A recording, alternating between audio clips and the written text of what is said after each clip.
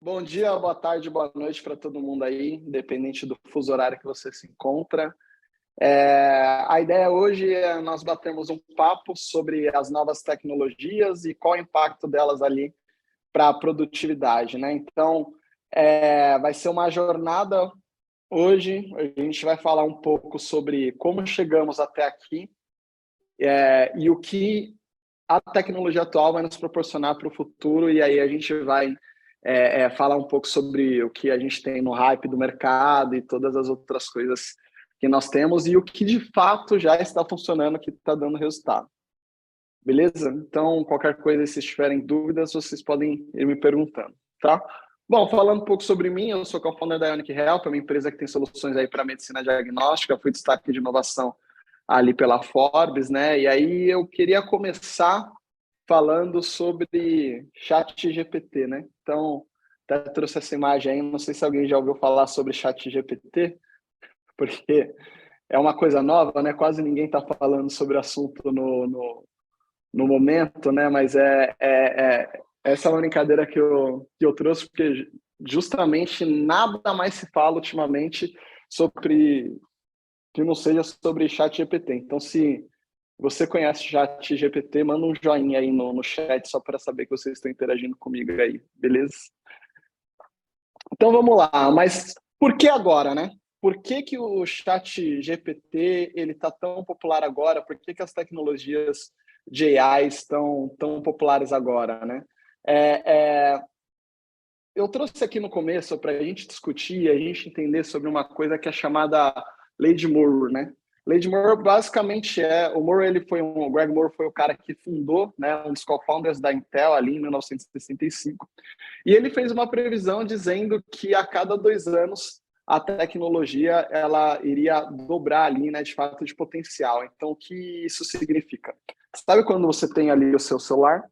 E aí você fala, nem vou trocar de celular porque vou trocar o celular e no ano que vem vai lançar o iPhone 38 e daqui a pouco o iPhone 38 vai ser melhor para mim usar do que o iPhone que eu estou usando e tal, porque de fato, provavelmente o iPhone que vai lançar no ano daqui a 2 anos vai ter 2 vezes mais capacidade de processamento do que o iPhone que você tem, tá? Então esse fenômeno é chamado de Lei de Moore, tá?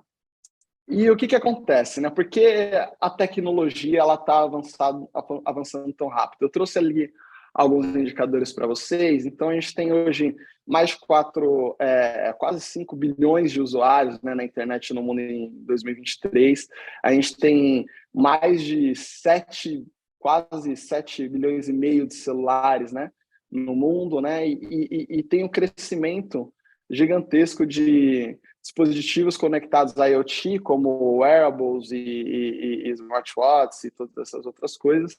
E ali um dado também, 93% dos adultos americanos usam a internet. Estima-se que 90% dos dados mundiais foram coletados nos últimos 2 anos. Então, vamos pegar essa última informação. Essa última informação é uma informação extremamente relevante, né? A gente está falando que nos últimos 2 anos, a gente teve a maior parte da coleta de dados de toda a nossa história. Então, isso é um potencial gigantesco. Arrisco a dizer que desses 90% dos dados que foram coletados, provavelmente eles ainda não estão ali catalogados em grandes inteligências artificiais, né?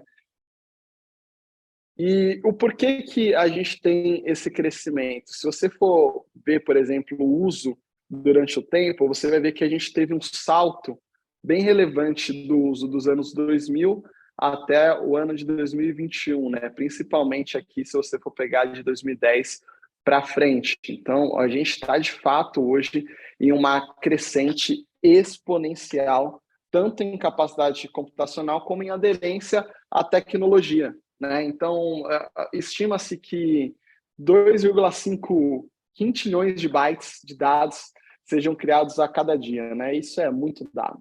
A partir de 2017, mais de 19,2 milhões de transistores cabem em um microprocessador. Pablo, o que isso significa?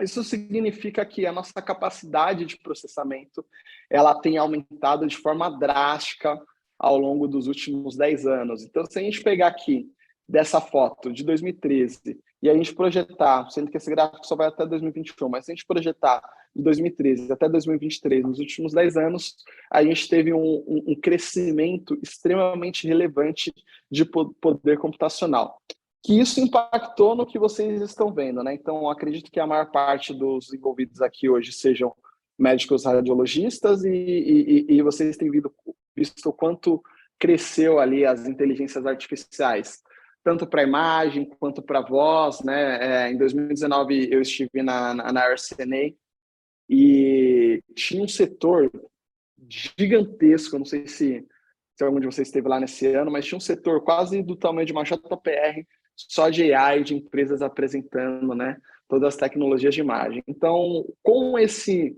novo poder computacional, que é onde a gente se encontra, e com o poder computacional que a gente vai ter projetado para o futuro, a gente pode esperar um crescimento extremamente relevante de novas tecnologias que vão sim impactar de fato a forma como nós vivemos hoje.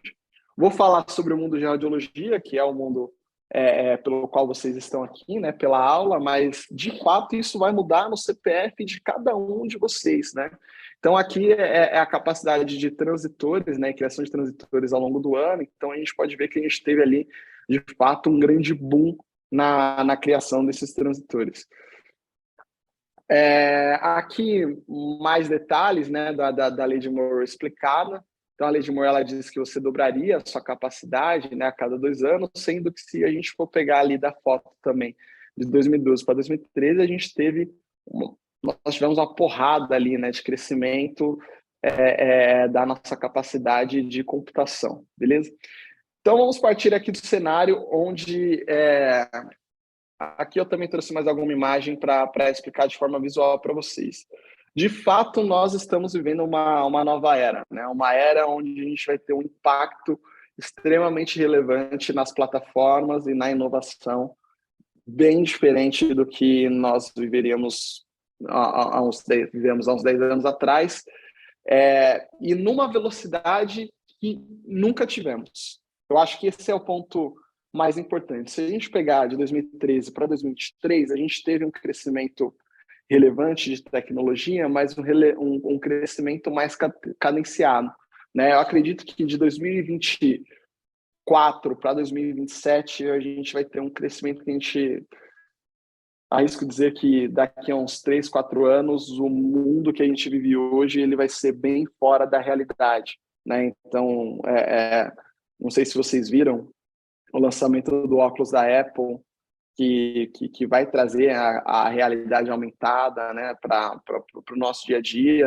Eu costumo dizer que a gente não vai viver mais em um mundo onde a gente consegue enxergar as pessoas da forma que elas são, mas sim conforme elas estão no skin, né, porque todo mundo vai estar usando algum tipo de óculos, né? Então, crescimento, investimento, inovação, né? Hoje nós temos mais dados do que nunca, hoje nós temos mais usuários de fato do que nunca, né? Um transitor que é um chip de computador que antes custava $1.000, hoje custa 0,02 centavos para ser fabricado, então está mais barato de fato a gente fabricar e buscar novas tecnologias, né? E tudo isso se dá por conta da inovação. Eu trouxe aqui uma imagem, eu vou tentar trazer aqui para vocês, que basicamente ela vem para confirmar tudo o que eu estava comentando com vocês, né? Então, a gente teve quase 200 mil anos ali para a gente começar a crescer em aspiração, né? Então, a gente teve um ciclo aspiral ali, onde em crescer em inovação, desculpa. A gente teve um ciclo aspiral onde nós começamos sofrendo ali, né, para se redescobrir e etc. E a partir dos anos 1800, onde de fato a gente começou a criar e inovar com coisas novas de verdade, né? E daí, se você for pegar a foto, né, você vai entender o quanto que a gente está bem mais rápido ali nas questões de grandes inovações, né? Então, de 1875, 1900, e aí a gente pega aqui de 1950 para os anos 2000, o tanto de coisas que nós descobrimos, né? Em 1960 descobrimos DNA e etc. Então, de fato, o futuro, né? Ali tem até uma pergunta, né? Será que a gente já vai estar em 2060, 2050 descobrindo ali outros planetas, etc. Então, que trouxe uma pequena piada, né? A gente usa o chat GPT para quase tudo, né? Quem usa chat GPT aí, se puder dar um joinha no Zoom aí para eu saber. Mas muita gente usa ali o chat GPT. Obrigado aí, pessoal. Anderson, Eduardo. Mas a gente não sabe o que é ou como funciona exatamente o ChatGPT. Deixa eu te perguntar, Marcela, já teve alguma aula ali de ChatGPT explicada aqui no fórum ou não? Só para eu saber o quanto de tipo dar eu vou Abordamos aqui. aqui, mas foi no início disso, acho que transformou muito, né, as novas atualizações, ferramentas, até a análise de código, se você quiser falar, fica à vontade. Não, perfeito. Então vou dar um overview aqui para vocês sobre o que é o LLM. Quem quiser perguntar ou mandar no chat aí, eu posso ir respondendo, tá? Então, LLM é acrônimo de Latim Legum Magister, né? Que seria um mestrado ali de... Eu tô brincando, tá? O LLM, na verdade, é Large Language Model. Estou brincando com vocês, se vocês forem pesquisar, vocês vão ter muitos relatos aí sobre LLM de toda essa forma, né? Então, vamos explicar o que é LLM de uma forma lúdica. Quem assistiu Homem de Ferro deve lembrar do Homem de Ferro conversando com a Jarvis, né? Onde ele perguntava as coisas com a Jarvis e ela respondia, que era uma linguagem do que a gente pode chamar de uma linguagem natural, né? Eu acho que foi o primeiro exemplo e na minha cabeça acho que é o filme que mais se assemelha com o que a gente tem hoje do chat GPT. Sendo que o Jarvis falava, isso é uma coisa que eu acho que os algoritmos talvez demorem um pouco para responder, e também mostrava várias fotos, mas enfim, Jarvis, na minha cabeça, ele é algo bem próximo do que a gente tem ali do LLM, tá? Aqui alguns filmes, né, ao longo da história, aqui só para a gente brincar e discutir um pouco, mas é engraçado como cresceu rapidamente, né, o campo do deep learning e quanto começa a ser mais possível hoje quando a gente vê algum filme de AI, né, quando ele lança algum filme de AI, né, tem até filmes de AI que foram gerados, teve um próprio filme ali do Black Mirror, que ele também tinha uma inteligência como uma série de finais, conforme você fosse escolhendo o caminho do personagem. Então, de fato, a AI ela vem crescendo bastante e a gente começa a acreditar que todos os filmes que a gente viu pode se tornar a ver realidade, né? Obviamente que agora com um pouco mais de certeza, antigamente um pouco mais de sonho, né? Até agora, pelo menos não chegou nenhum Exterminador do Futuro no nosso dia a dia. Então, quando estamos falando de Large Language Models, né, que é LLM, que são os GPTs da vida, não existe só o chat GPT, tá? Então, se você tem estudado e tem gostado bastante do chat GPT, essa foto eu adoro ela, porque ela mostra o tamanho do chat GPT, principalmente para você que usa o chat GPT gratuito. Ele é treinado por apenas 175 bilhões apenas. 175 bilhões de parâmetros, ok? Então, esses são os LLMs mais famosos, né?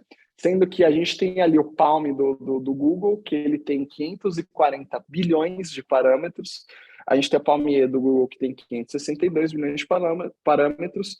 E a gente tem o chat GPT-4, que é o GPT pago. Quem não paga, recomendo que pague, porque é bem relevante, é bem diferente, bem melhor do que o chat GPT gratuito. Que a gente está falando aqui, só para vocês entenderem em tamanho, né? Não tem exatamente quantos parâmetros, qual é o tamanho dos parâmetros que tem no GPT-4, mas estimam-se que ele vai chegar a 1 trilhão de parâmetros na suas conexões neurais ali, né? Então, a gente está falando de fato de um crescimento extremamente acentuado, tá?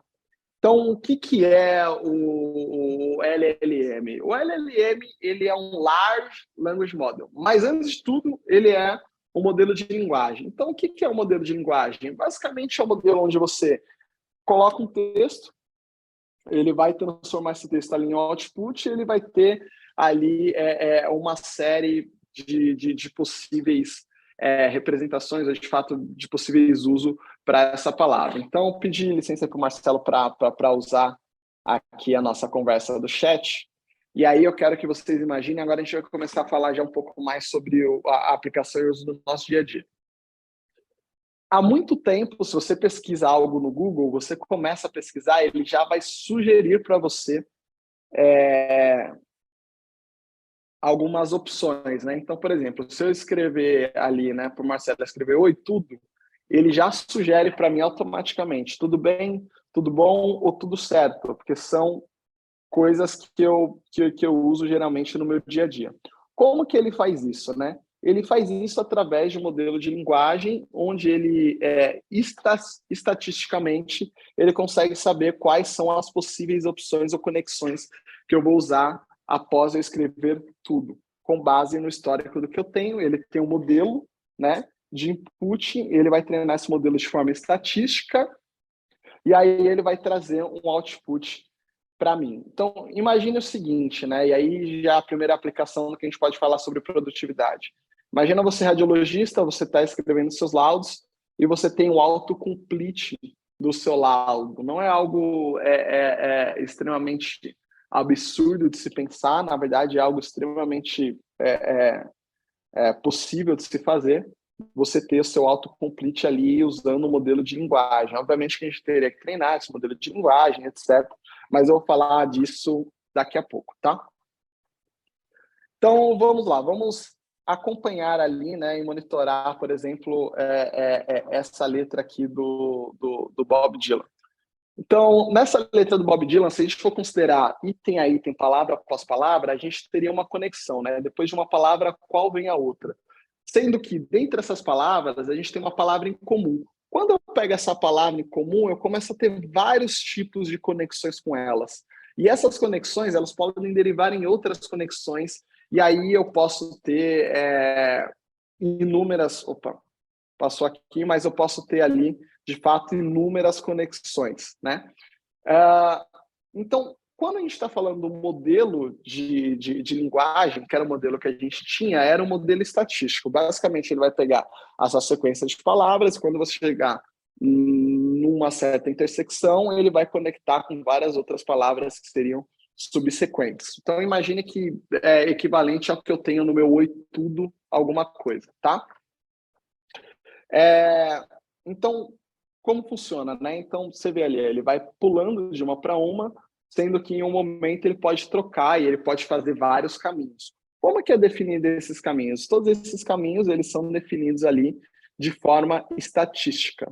Ele não é de forma super inteligente. Então, se eu precisasse fazer um algoritmo com um modelo de linguagem apenas para reescrever uma letra do Bob Dylan, eu teria ali uma série grande de possíveis opções, né? Como vocês podem ver, as conexões ali, elas são gigantes, isso que a gente está falando de um modelo um modelo mais curto. Quando eu transponho esse para um modelo gigantesco com diversos textos, treinar esse modelo de forma estatística, né? Ali eu trouxe algumas 3 frases, para eu treinar para todas essas frases, eu teria infinitas opções, infinitas conexões, né?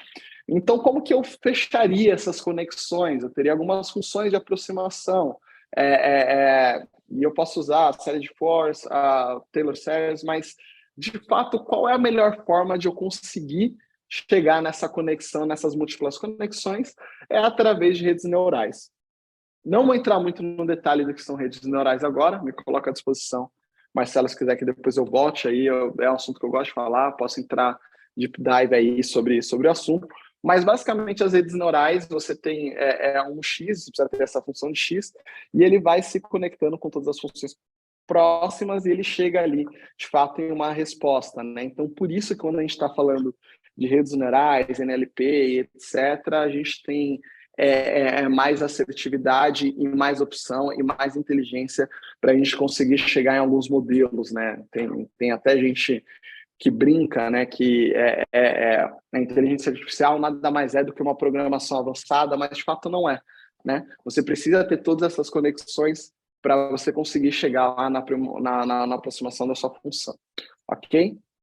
Então, LLM agora, a parte certa, então está sendo gravada, né, a aula, corta a parte lá que eu falo, né, sobre o mestrado de Direito, porque senão o pessoal vai fazer os cortes ali e vão me criticar só por isso. Então, o que é o LLM, né? O Large Language Model? Basicamente, ele é uma conexão de redes neurais, onde você vai ter ali inputs de texto e aí vai jogar dentro dessa rede e ele vai fazer esse processamento para fazer como se fosse, né?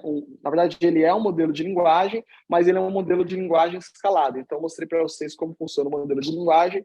Imagina aquilo escalado em redes neurais com múltiplas conexões, entregando resultado um pouco mais inteligente, né? Então, por isso que o LLM é um Large Language Model, porque ele suporta, de fato, e ele consegue ali ter várias conexões. Aí, só para vocês entenderem, quando a gente está falando sobre a quantidade de parâmetros que a gente tem em conexão, imagine o seguinte, lá nós pegamos uma frase apenas, ela não consegue me trazer a quantidade de outputs ideal para quando eu estou falando sobre uma conversa com a Jarvis, né? Então, vou pegar o exemplo ali do que a gente falou do Homem de Ferro. Eu preciso trazer bilhões de parâmetros para eu ter bilhões de intersecções e bilhões de ligações para que eu consiga ter um GPT bem relevante. E uma coisa importante é o contexto. Então, acredito que a maioria de vocês, radiologistas, já devem ter buscado ou terem provocado e feito perguntas ali para o GPT sobre casos médicos ou casos clínicos. E aí, qual é o ponto, né? Imagine que o GPT ou qualquer um desses outros LLMs, e se você só conhece o GPT, recomendo que saindo dessa aula agora você pesquise qualquer um desses que está listado aí na tela, o que vai mandar é o contexto. Você tem um GPT só com as músicas lá do Bob Dylan ou você tem um GPT ali com vários casos médicos, né? Então, aqui tem alguns cases relevantes, né? A gente tem o próprio GPT da PubMed, mas ele não tem dado suficiente para que a gente consiga trazer, de fato, toda essa inteligência que eu expliquei para vocês logo atrás, beleza? Vocês estão comigo aí? Alguma dúvida até agora? Tudo ok, Pablo. Tá legal. Se o pessoal Show. tiver, mandar no chat ou mandar que o pessoal redireciona para a gente. E só para Perfeito. mencionar também, tem aquele Hugging Face, que é um site legal para a gente comparar, né, modelos de linguagem. Pessoal, vale a consulta. Vale a consulta, né? Quem fez é excepcional. Então, eu trouxe aqui uma piada. Vocês estão vendo a tela inteira ou vocês estão vendo a parte de cima aqui do... Só a parte de cima. Tô vendo na figurinha e o robô, né? Ah, show. Não, beleza. Porque aqui para mim aparece a telinha do Zoom. Então, muita gente tem essa preocupação de que o GPT ele vai substituir, vai demitir. Eu acho que isso demora um tempo. Eu acho que, na verdade, não sei o quanto isso pode ser impactante hoje para quando a gente está falando de medicina, porque eu acho que provavelmente o GPT ele não vai conseguir fazer isso, mas de fato a gente está tendo hoje uma enxurrada de demissões e pessoas que estão sendo substituídas pela automação ali do GPT. Mas a pergunta é, como que a gente faz ou como a gente traz para a realidade, né, com cases de produtividade relevante, usando ali LLMs e outras inovações que a gente tem dentro da área de tecnologia, tá? Explicar para vocês esse slide aqui. Celular, quem quiser, pode tirar uma foto do QR Code, tá? No QR Code tem o link dos cases que eu vou estar comentando, beleza? Então, só para a gente estabelecer uma dinâmica bacana aqui, vocês podem entrar nesses sites.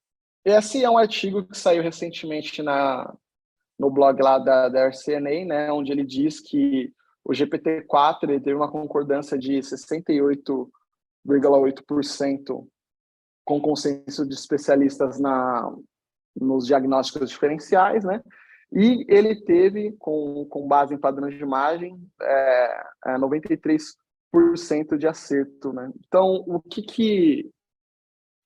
sendo que aqui a gente vai ver uma série de artigos. Nenhum desses artigos ele diz que o GPT, de fato, ele está pronto ou preparado para fornecer algum diagnóstico.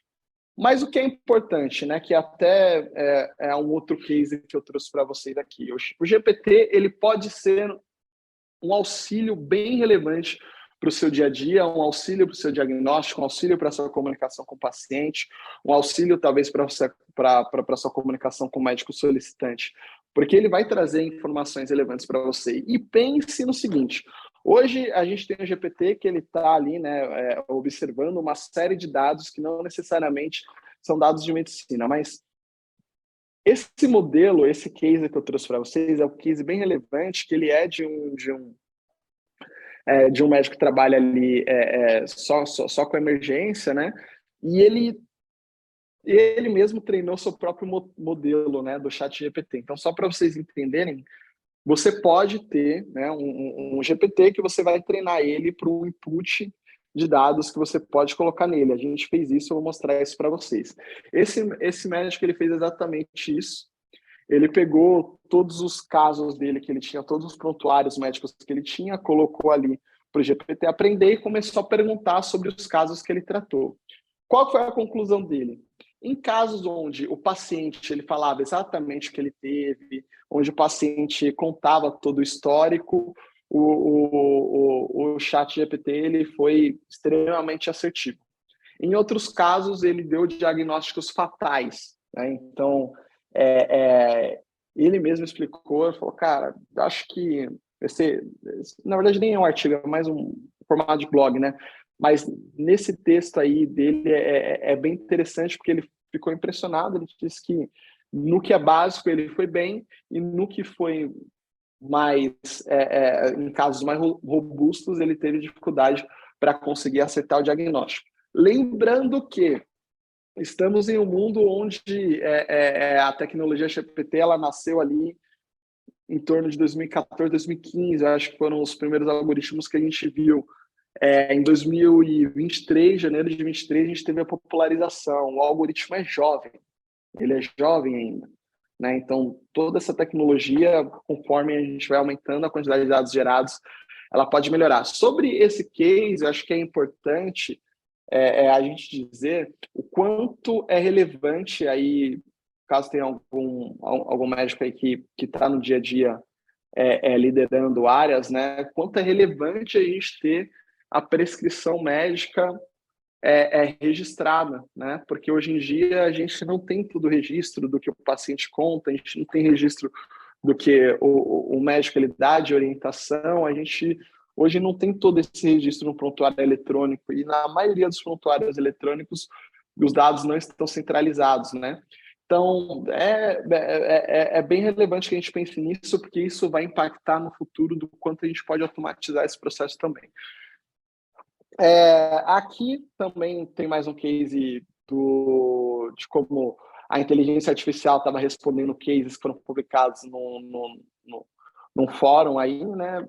Basicamente, o que ele diz é que o ChatGPT ele foi mais empático e teve uma qualidade ali relevante para as respostas e perguntas que estavam lá no case. Então, aqui a gente tem dois casos, né? Um caso que foi treinado, né, o ChatGPT para responder, Aqui teve um caso que pegou todas as perguntas aqui, provavelmente, sei lá, de um Twitter da vida ou de um grupo do Facebook, colocou ali para o chat testar, o chat testou e respondeu. Que não é novidade. Se a gente fazer perguntas rasas sobre o ChatGPT de saúde, provavelmente ele vai acertar, porque não tem nenhum tipo de complexidade, né?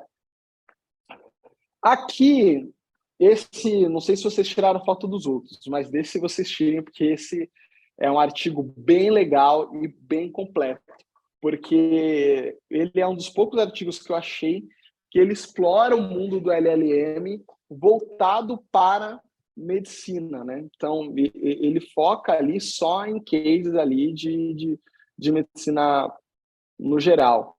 E aí ele traz ali alguns exemplos de qual é a quantidade de parâmetros que cada um desses LLMs tem, né? Então a gente tem ali, e ele fala bastante do PalmMed, que é da própria Google. Então o BioGPT, por exemplo, ele tem 355 milhões de parâmetros. O PubMed GPT, ele tem 2,7 bilhões de parâmetros, né? Então ainda é pouco comparado ao ChatGPT, né? Por isso que a gente ainda não consegue ter firmeza para acertar. Imagine quando eu estou falando do GPT-4, que dizem que ele tem 1 trilhão de parâmetros. É 1 trilhão vezes 2,7 bilhões, né? Então, de fato, ainda tem uma longa jornada para os LLMs ali para a saúde serem 100% confiáveis. Mas eles podem apoiar, com certeza, né, a gente no dia a dia. Aqui eu trouxe também o GMAI, que é General Model Medical AI, que basicamente Generalist Medical AI, que basicamente ele também tem outro modelo para AI de uma forma mais generalista e médica. Vale a pena pesquisar vocês que estão no dia a dia da radiologia e etc., porque de fato vai trazer alguns exemplos, tá? Então, como funciona a sinapse da rede neural do GPT-3 perto da sinapse humana? Eu gostei muito dessa foto.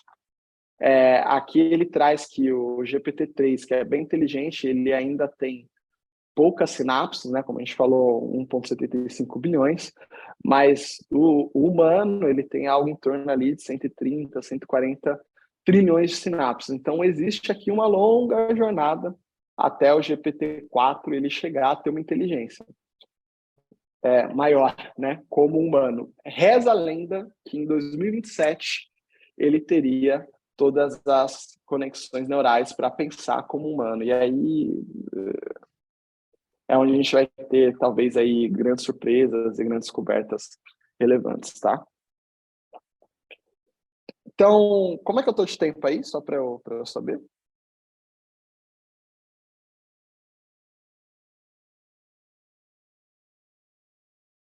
Vou falar aqui do Hype ao ROI, né? Então, eu vi hoje, num grupo que eu participo, alguém postou um artigo do Hype para o ROI e eu achei legal, copiei. Então, como que a gente transforma todas as coisas que a gente tem na prática em resultado, né? Então, aqui eu trouxe um videozinho para vocês, para a gente ilustrar, né, o quanto que a evolução da robótica ela vem acontecendo, né? Então, você pegar em 99, a gente já tinha robô que andava, eu nem sabia disso, descobri isso bem desse vídeo ali. De 2011, a gente começa a ter robôs mais inteligentes, né? E hoje, ali vai mostrar, em 2022, a gente tem robôs extremamente relevantes. Mas o grande desafio ainda continua seguindo. Como é que a gente faz com que toda essa tecnologia, toda essa inovação, todo esse barulho, ele se transforma em resultado, né? A gente tem alguns casos hoje que são mais palpáveis. Eu acho que as AIs para imagem é um desses cases, né? A gente tem hoje inúmeras AIs para imagens que já vem apoiando e ajudando ali, dando suporte ao diagnóstico, né? Hoje, robótica, alguém aí já fez alguma cirurgia com robótica ou já brincou com isso? Manda um joinha aí no chat só para eu saber na nossa pesquisa aqui interna. A IoT, que é a internet das coisas, aí eu estou falando dos wearables, dos relógios, dos vestíveis, né? A telemedicina, que não deixa de ser um case de inovação, que se transformou extremamente relevante nos últimos dias, a teleoperação, AI para imagem. Aí, AI para imagem, a gente vai ter centenas, né? Eu diria até milhares de exemplos de aplicação de AI para imagem. Eu acho que isso provavelmente deve ser um assunto que foi debatido largamente aqui em todos os fóruns, né? Todos os algoritmos de AI que teve para imagem. E ali o Speech Recognition, que também é um case de inovação que a gente teve de produtividade, que de fato hoje já gera resultado, tá? Então, aqui eu trouxe um case para vocês de uma das nossas soluções, que é o Yara. Então, só para vocês entenderem aqui o que a gente fez. Nós geramos no Yara, hoje, cerca de 4, 5 milhões de laudos por dia. Tá? Então, a gente pegou toda essa nossa base do Yara, todos esses nossos parâmetros do Yara, e colocamos para o GPT para fazer o treinamento. E aí, hoje, no Yara, é possível, eu acho que eu vou até trocar o nome para Jarvis, né? O Jarvis da radiologia. Hoje, no Yara, a solução que a gente está lançando esse ano é você pedir um laudo e ele vai responder um laudo com base em todo o nosso histórico de laudos, tá? Então, isso é a aplicação da tecnologia GPT na prática, né? Então, além do hype, a gente está transformando, de fato, isso em resultado tangível para vocês usarem no dia a dia. Alguém aqui é usuário do Yara? Se for, manda aquele joinha para mim aí, só para eu saber se tem algum usuário do Yara, que eu vou contar coisas novas para vocês que vai surgir aí. Então, o Yara, basicamente, ele é uma solução de speech to text, que ele, conforme você vai falando, ele vai gerando laudo. Agora, a gente colocou o chat GPT, e aí você vai ditar o seu laudo, né, ditar um possível exame, e ele já vai buscar ali automaticamente dentro da nossa base e vai trazer o resultado inteiro para você, né? Então, ali eu pedi, faça um laudo de tecido de crânio, etc., e ele já traz o laudo automaticamente para você, totalmente preenchido, né? Você só formata o laudo lá e, enfim, segue a vida. Você pode, por exemplo, adicionar alguma conclusão, você pode pedir ali para ele fazer um resumo dos principais achados para o médico e para o paciente, ele já faz automaticamente, né? Automático, ele está pegando todo o modelo treinado já e aplicando na realidade.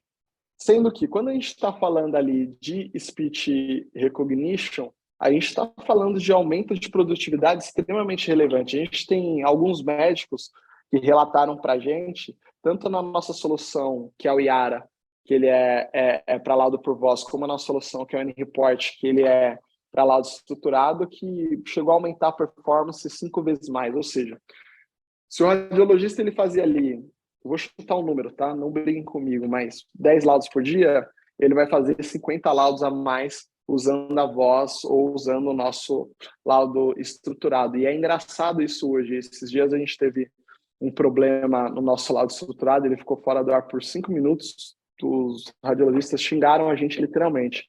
Como que eu vou trabalhar? É impossível trabalhar sem. Então isso foi uma coisa bem legal. Então, de fato, ali as soluções que a gente tem hoje para laudo, elas aumentam de forma relevante a produtividade. Aqui eu trouxe para vocês a nossa solução que eu chamo nosso carro-chefe, que está rodando aí de forma global, que é a operação de ressonância e tomografia à distância.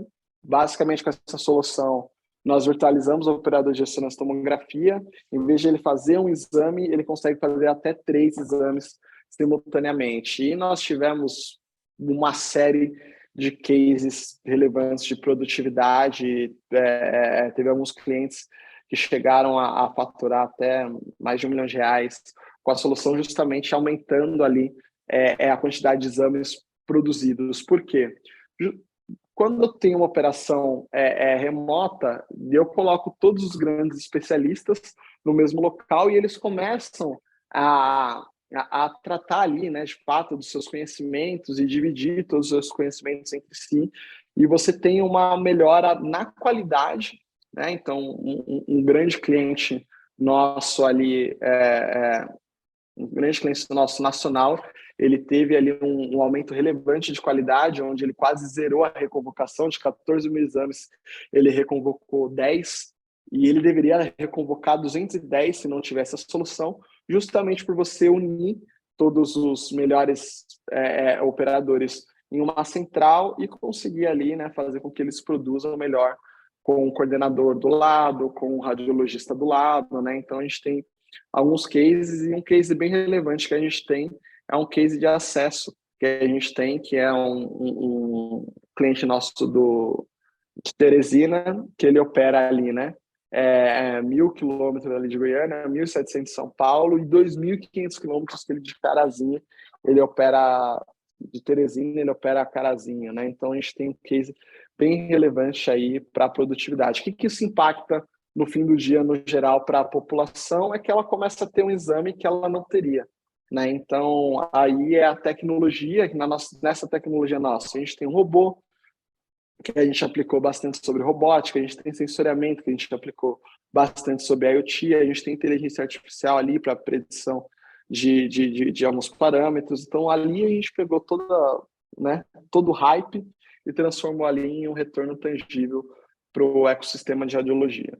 Ali um case também sobre sensoriamento, onde de forma inteligente eu forneço quais são as possíveis soluções para você melhorar a sua produtividade, tá? Então, aqui a inteligência artificial também, com NLP, aplicada para a gente ler parâmetros e entender o porquê que todos os parâmetros que a gente tem ali de uma ressonância, que é esse caso, que todos os parâmetros de uma ressonância talvez não esteja tão bom quanto seria o benchmark, e ali eu trago uma inteligência relevante, que além de uma inteligência estatística, uma inteligência com conexões neurais mesmo, para sugerir possíveis itens de melhoria, tá? Então, bom, gente, acho que é isso. Está aí os meus contatos, aí, e-mail, telefone. Quis trazer um pouco para vocês de forma rápida aí. Não sei se eu estourei o tempo.